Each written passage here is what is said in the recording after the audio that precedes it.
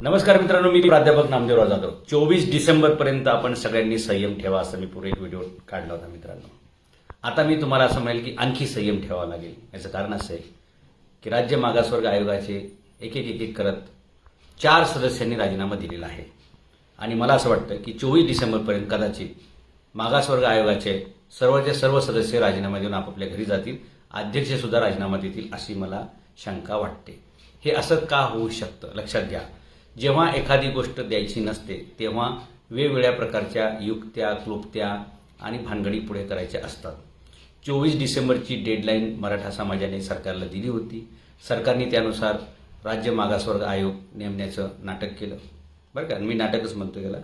कारण राज्य मागासवर्ग आयोगाचं काम काय आहे तर त्यांनी सांगितलं की मराठ्यांचं मागासले पण सिद्ध करणं. म्हणजे राज्य मागासवर्ग आयोगाचे किलारिकल असतील, हाके असतील, अशा ज्या लोकांनी राजीनामे दिलेत त्यांनी बाहेर येऊन प्रेस कॉन्फरन्स समोर आपापली मतं सुद्धा व्यक्त केलीत. मित्रांनो, एखादी व्यक्ती एखाद्या आयोगावरती आहे, ती त्या आयोगामध्ये येते, काम केल्यासारखं नाटक करते, त्याच्यानंतर ते राजीनामा देतात. राजीनामा दिल्यावर मुलाखती देतात. मुलाखतीमध्ये ती वेगवेगळी कारणं सांगतात. काय कारणं सांगतात की घाईघाईने सर्वे झाला तर आरक्षण मिळणार नाही. जर गायकवाड आयोगाच्या वेळी ज्या चुका झाल्या त्याच परत झाल्या तर आरक्षण मिळणार नाही वगैरे अशी सगळी कारणं दिली जातात. मुख्य कारण त्यातलं असं आहे की मराठा समाजाचं मागासलेपण एवढ्या कमी कालावधीमध्ये कसं सिद्ध करायचं आणि आमच्यावर सरकार दबाव टाकतंय किंवा बाकीच्या काही लोक आमच्यावर दबाव टाकतायत, असं करा, तसं करा वगैरे वगैरे. एकंदरीत काय तर आम्हाला सर्वे करायचा नाही, आम्हाला मराठ्यांना आरक्षण द्यायचं नाहीये. मला सांगा, या राज्य मागासवर्ग आयोगामध्ये मराठ्यांचं मागासलेपण सिद्ध करा अशी आपली मागणी आहे का? मराठा समाजाची ही मागणी नाही. मराठ्यांचं मागासलेपण सिद्ध करणं हे या आयोगाला आपण सरकारने दिलेली जबाबदारी नाही किंवा मराठा समाजाची ही मागणी नाही. राज्य मागासवर्ग आयोगाने फक्त मराठ्यांच्या बाबतीत काय करायचं आहे तर ज्या कुणबीच्या नोंदी सापडत आहेत त्या कुणबींच्या नोंदीनुसार, जसं 1881चा ब्रिटिश एम्परल डेटा म्हणतोय की मराठा हेच कुणबी आहेत आणि 1921चं मुंबई हायकोर्ट जजमेंट जे सांगते की मराठा हेच कुणबी आहेत, तेवढंच सरकारने GR काढायचं आहे आणि सांगायचंय की मराठे हेच कुणबी आहेत आणि ऑलरेडी कुणबी हे OBC मध्ये आहेत. त्याच्यामुळे आपल्याला असं पार विमानतळ फिरवून आणून सांगतायत की गेट बंद आहे. आपल्याला पूर्ण विमानतळ फिरायची गरज नाही मित्रांनो. कुणबीचे प्रमाणपत्र सापडलं, त्याची नोंद सापडली की आपल्याला OBC मध्ये आरक्षण द्यावं लागतं. हे एवढं सोपं साधं असताना सुद्धा आपल्याला सरकार वेळ काढूपणा करतंय, गंडवागंडवी करतंय.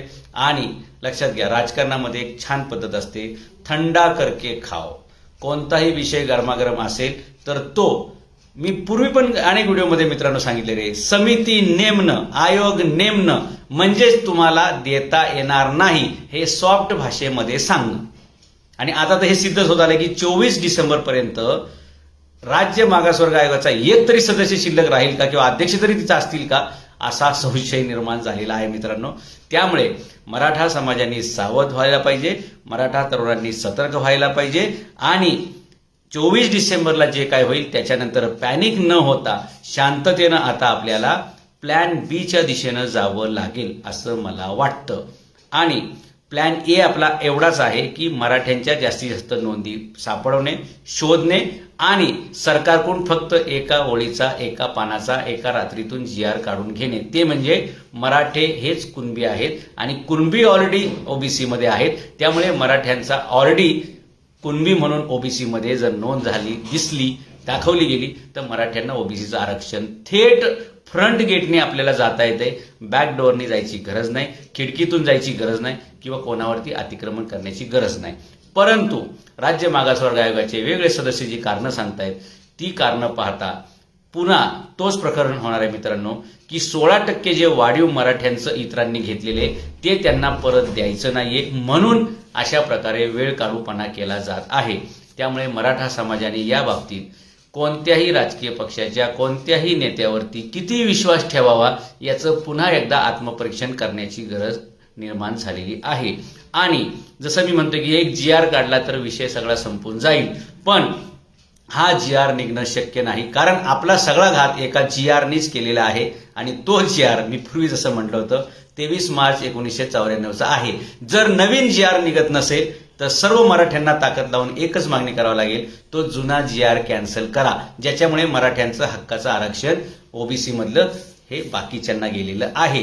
23 मार्च 1994चा GR. नवीन GR मराठ्यांसाठी निघत नसेल, तो दरवाजा बंद असेल, तर जुना GR कॅन्सल करा. ऑटोमॅटिक मराठे सगळे ओबीसी मध्ये येतात आणि मार्ग आपल्याला मिळून जाईल असं मला वाटतं.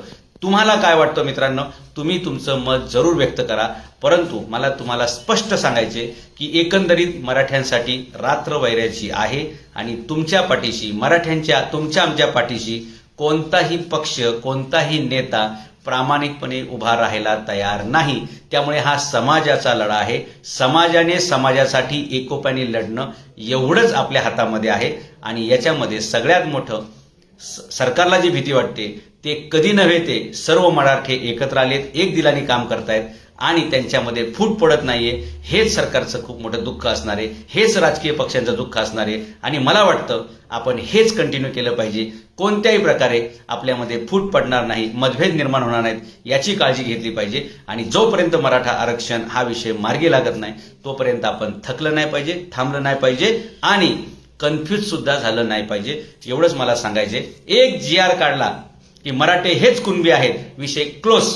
जास्तीत जास्त नोंदी शोधा, जास्तीत जास्त नोंद करा आणि मराठ्यांची संख्या म्हणजेच कुणब्यांची संख्या आणि जेवढे कुणबी नोंदी सापडतील त्या सर्व लोकांनी कुणबी प्रमाणपत्र घ्या आणि ओबीसीचा आरक्षणाचा तुम्हाला लाभ घेता येईल. काही लोकांचं, कायदेतज्ञांचं असं म्हणणं आहे की तुम्ही सरसकट असा शब्द वापरला तर कायद्याने अडचण येईल. ठीक आहे, हरकत नाही. जेवढ्या जास्त नोंदी सापडतील तेवढ्या जास्त नोंदी घेऊ, जेवढे जास्त प्रमाणपत्र घेता येतील तेवढी घेऊ. 100% आपण तशी गरज पण पडणार नाही आणि तशी गरज नसल्यामुळे आपण 100 नोंदी सापडल्या तर 100 लोकांनी सर्टिफिकेट लगेच काढायची आवश्यकता अजिबात नाहीये. ज्याला ज्याला जसे टप्प्याटप्प्यानुसार शिक्षणामध्ये, नोकरीमध्ये जशी गरज पडेल त्यावेळी त्यांनी ते सर्टिफिकेट काढायचे. म्हणजे कायद्याची ही सुद्धा वाट आपल्याला वापरता येईल आणि मराठ्यांचा प्रश्न संपेल. धन्यवाद.